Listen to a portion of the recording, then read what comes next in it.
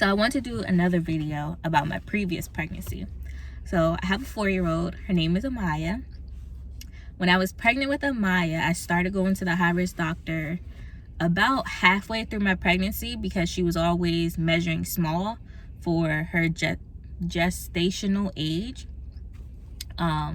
So towards the end of my pregnancy, I was probably about 30 or 32 weeks. Everything was normal. I went to my high-risk doctor, and when they hooked me up to the sonogram machine to see how she was doing, they noticed that her heart rate was dropping. So the doctor was like, okay, so you need to go to the hospital now. He didn't think it was that serious that I needed to, get an ambulance or anything, but I needed to go now.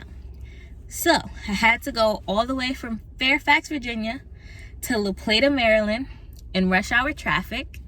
And once I got there, it was like 6 o'clock.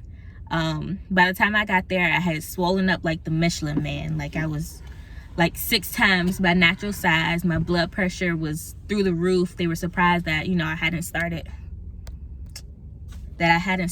having seizures or anything. So I'm just laying there all fat like a balloon. And the doctor is telling me, okay, we're going to have to go ahead and do the C-section now because she's in distress. So we're going to have to take her out now. The whole time I'm just in shock. I'm just saying, okay. I didn't really have time to process anything. So I didn't have time to get scared. The process happened. It took maybe like 20 minutes. And by the time they laid me on the table, got her out, the first thing she did was yawn. Like as if nothing was going on. All this commotion around you, and the first thing you do is yawn. I don't remember her crying at all when she first came out. I just remember the yawn. So they took her. I didn't get to hold her. They put her immediately in the incubator, and they medevaced her to Children's Hospital. That helicopter ride for her to go from La Plata to Children's was like $15,000. So thank goodness that insurance covered that.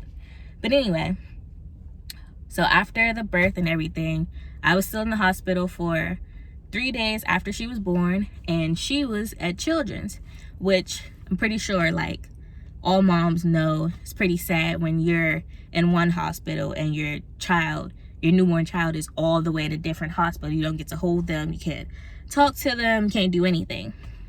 One of the most important things that they wanted me to do, though, was to get breast milk, because the breast milk is what's going to give her nutrients. So I was able to pump maybe like this much milk, and my brother took it. He came and got it from La Plata and went all the way to DC with this little bit of breast milk. But that's just how important it is with her growth. So when she first came out, she was only 3 pounds 1 ounce. She ended up staying at Children's Hospital for about 3 months before they finally allowed her to go. During that whole time, towards the end of her stay, is when we found out, what was going on with her. So she has what's called DiGeorge Syndrome, or 22q deletion. A lot of people don't really know what it is. When I go to the doctor's office or school, I find myself trying to explain it to them because it is a pretty rare disorder. If you Google it, it literally affects every aspect of her body. But if you look at her, you wouldn't think that anything's wrong. In the beginning, she had a hole in her heart. Of course, she had the feed-in intolerance, so she was very little. When it came to crying, she has a web over her throat, so she has a very, very low voice. So while she was in the hospital, when she showed distress or when she was upset, the doctors wouldn't know unless they looked at the monitor, because you could not hear her cry at all. She also had to have a liver biopsy. She was followed by endocrine, so we had to check her blood sugar 3 times a day to make sure that it was leveled where it was supposed to be. If it wasn't, she would have medicine that she took. Just a whole host of different doctors. Immunology, so she does have like a lower tolerance for colds and things like that, even though she doesn't really get sick that much. But she can't have any live vaccines, and that's part of the reason why she's not with me now while I'm going through this last stage of pregnancy, because with the coronavirus going on and me having to go to so many doctor's appointments, she can't be there because, again, she's more susceptible to get the coronavirus. So she has to stay at home.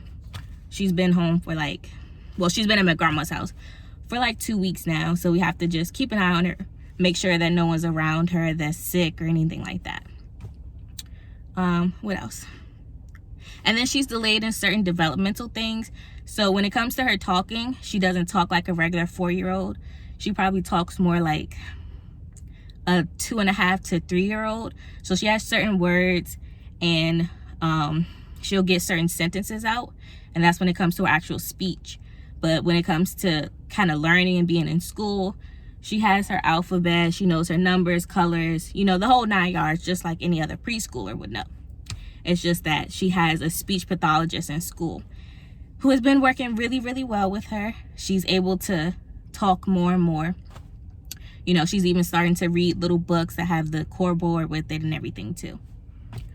But yeah, so that pregnancy is completely different in comparison to this one.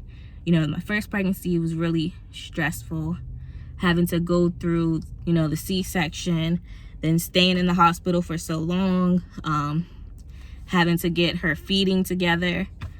I literally had to break her out the hospital, like, because they wanted her to drink a certain amount of milk before they would let her go. And I was like, okay, well, they gave us our own private room. That's when I started just letting her drink what she wanted, and then the rest would go in the sink, because I was tired of her being in the hospital. 3 months is way too long.